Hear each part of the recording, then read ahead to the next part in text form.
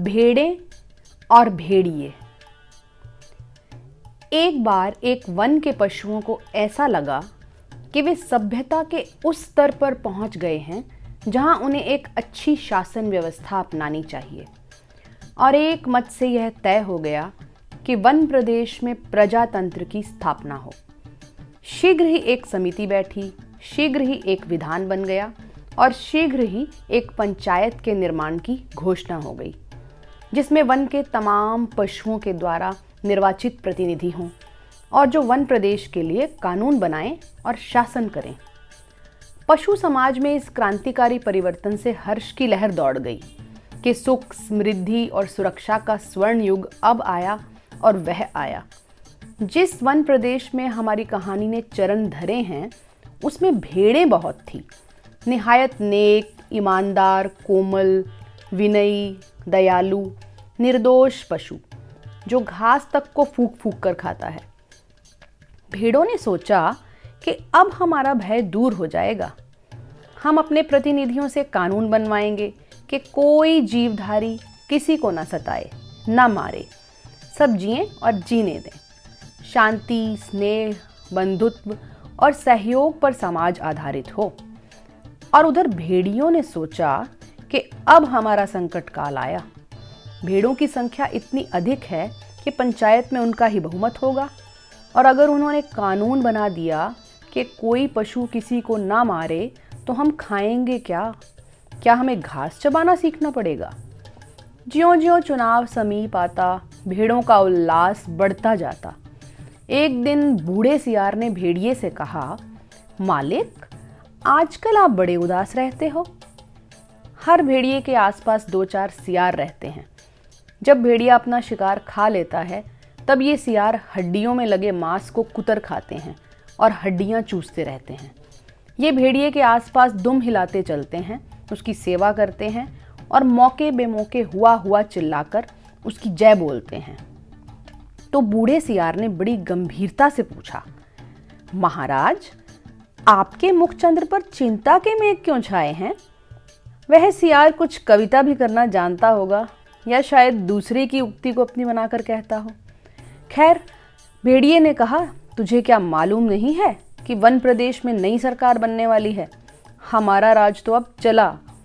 सियार ने दांत निपोर कर कहा, हम क्या जाने महाराज, हमारे तो आप ही माई बाप हो। हम तो कोई और सरकार नहीं जानते, आपका दिया खाते हैं, आपके गुण गाते हैं। भेड़िए ने कहा, मगर अब समय आ रहा है कि सूखी हड्डियां भी चबाने को नहीं मिलेंगी।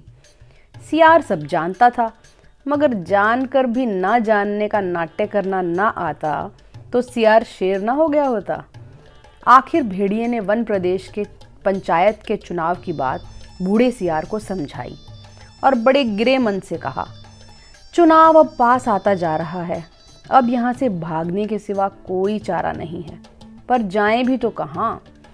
सियार ने कहा, मालिक, सर्कस में भर्ती हो जाइए। भेड़िए ने कहा, अरे वहाँ भी शेर और रीछ को तो ले लेते हैं, पर हम इतने बदनाम हैं कि हमें वहाँ भी कोई नहीं पूछता। तो सियार ने खूब सोचकर कहा, अजायब घर में चले जाइए। भेड़िए ने कहा, अरे वहाँ भी जगह नहीं है, सुना है वहाँ तो आदमी रखे जाने लगे हैं। बूढ़ा सियार अब ध्यान मग्न हो गया।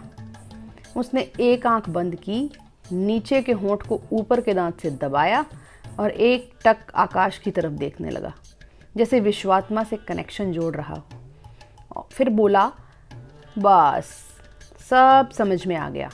मालिक, अगर पंचायत में आपकी भेड़िया जाति का बहुमत हो जाए तो? भेड़िया चिढ़कर बोला, कहाँ की आसमानी बात करता है? अरे हमारी जाति कुल 10% है और भेड़ें तथा अन्य छोटे पशु 90%। भला वे हमें काहे को चुनेंगे? अरे कहीं जिंदगी अपने को मौत के हाथ सौंप सकती है?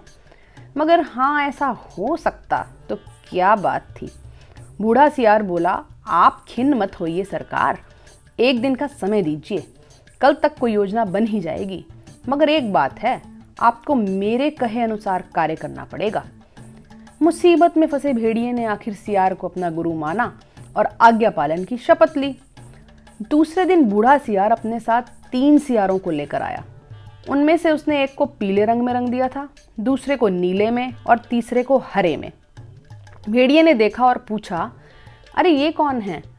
बूढ़ा सियार बोला, ये भी सियार हैं सरकार, रंगे सियार हैं, आपकी सेवा करेंगे, आपके चुनाव का प्रचार करेंगे। भेड़िए ने शंका की, मगर इनकी बात मानेगा कौन? ये तो वैसे ही छल कपट के लिए बदनाम है। सियार ने भेड़िए का हाथ चूमकर कहा, बड़े भूले हैं आप सरकार। अरे मालिक रूप रंग बदल देने से तो सुना है आदमी बदल जाते हैं, फिर ये तो सियार हैं। और तब बूढ़े सियार ने भेड़िए का भी रूप बदला, मस्तक पर तिलक लगाया, गले में कंठी पहनाई और मुंह में घास के तिनके खोंस दिए। बोला, अब आप पूरे संत हो गए हैं, अब भेड़ों की सभा में चलेंगे, मगर 3 बातों का ख्याल रखना। अपनी हिंसक आंखों को ऊपर मत उठाना, हमेशा ज़मीन की ओर देखना और कुछ बोलना मत, नहीं तो सब पोल खुल जाएगी और वहाँ बहुत सी भेड़ें आएंगी, सुंदर सुंदर, मुलायम मुलायम, तो कहीं किसी को तोड़ मत खाना। भेड़िए ने पूछा, लेकिन ये रंगे सियार क्या करेंगे? ये किस काम आएंगे? बूढ़ा सियार बोला, ये बड़े काम के हैं, आपका सारा प्रचार तो ये ही करेंगे, इन्हीं के बल पर आप चुनाव लड़ेंगे। यह पीला वाला बड़ा विद्वान है, विचारक है, कवि भी है, लेखक भी। यह नीला सियार नेता और पत्रकार है, और यह हरा धर्मगुरु है। बस अब चलो। जरा ठहरो। भेड़िए ने बूढ़े सियार को रोका। कवि, लेखक, नेता, विचारक, ये तो सुना है बड़े अच्छे लोग होते हैं, और ये तीनों? बात काटकर सियार बोला, ये तीनों सच्चे नहीं हैं, रंगे हुए हैं महाराज। अब चलिए, देर मत करिए। और वे चले।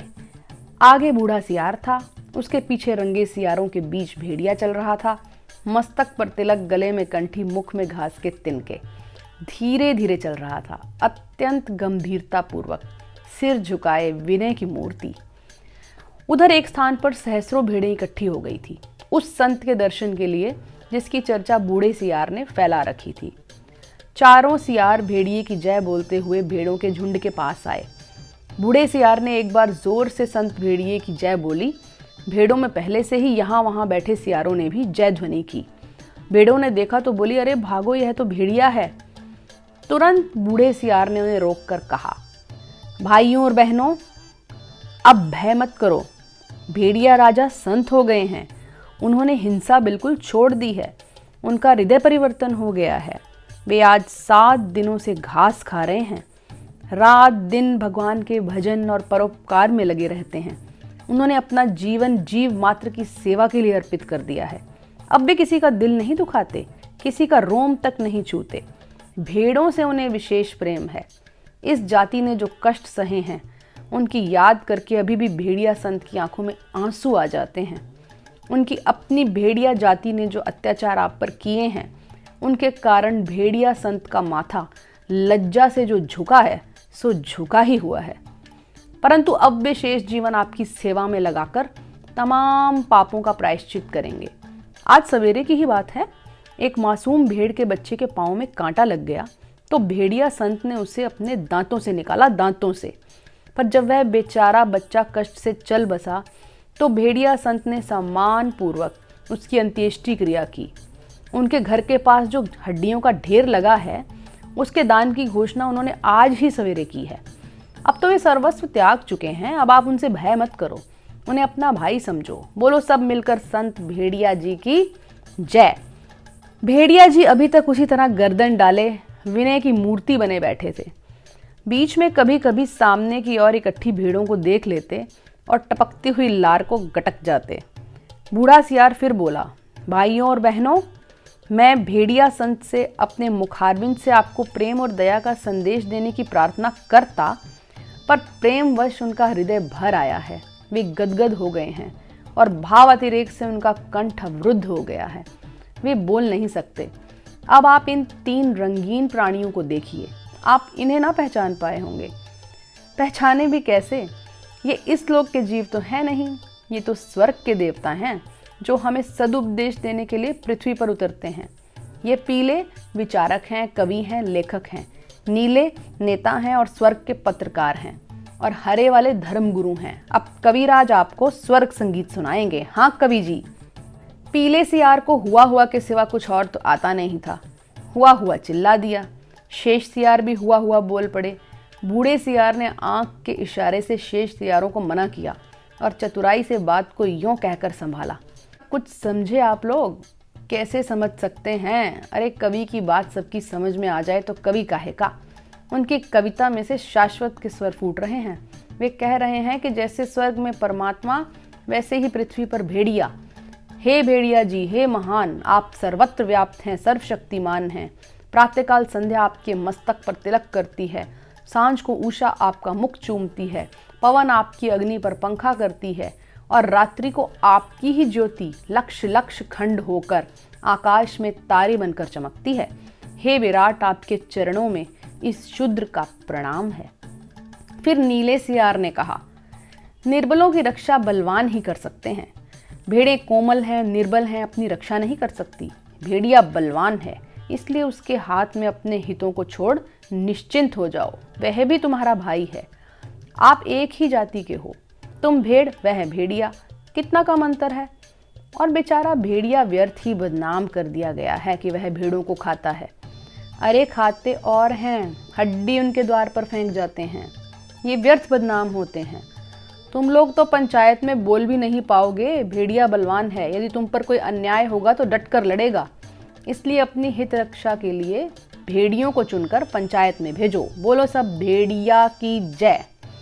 फिर हरे रंग के धर्मगुरु ने उपदेश दिया, जो यहाँ त्याग करेगा वह उस लोक में पाएगा, जो यहाँ दुख भोगेगा वह वहाँ सुख पाएगा, जो यहाँ राजा बनाएगा वह वहाँ राजा बनेगा, जो यहाँ वोट देगा वह वहाँ वोट पाएगा। इसलिए सब मिलकर भेड़िए को वोट दो। वे दानी हैं, परोपकारी हैं, संत हैं, मैं उनको प्रणाम करता हूँ। यह एक भेड़िए की कथा नहीं है, यह सब भेड़ियों की कथा है। सब जगह इस प्रकार प्रचार हो गया और भेड़ों को विश्वास हो गया कि भेड़िए से बड़ा उनका कोई हित चिंतक और कोई हित रक्षक नहीं है। और अब पंचायत का चुनाव हुआ तो भेड़ों ने अपनी हित रक्षा के लिए भेड़ियों को चुना और पंचायत में भेड़ों के हित की रक्षा के लिए भेड़िए प्रतिनिधि बनकर गए। और पंचायत में भेड़ियों ने भेड़ों की भलाई के लिए पहला कानून यह बनाया, हर भेड़िए को सवेरे नाश्ते के लिए भेड़ का एक मुलायम बच्चा दिया जाए। दोपहर के भोजन में एक पूरी भेड़ तथा शाम को स्वास्थ्य के ख्याल से कम खाना चाहिए, इसलिए आधी भेड़ दी जाए।